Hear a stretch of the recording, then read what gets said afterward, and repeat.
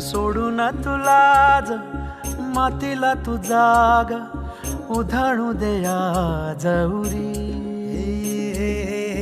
उजाडू दे आज साकड हे माग होऊ दे पहाट नवी.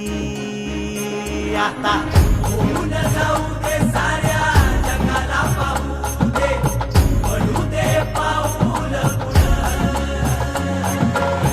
जरी काट पाया खाली लाख येळा येऊ दे पडू दे पाऊल.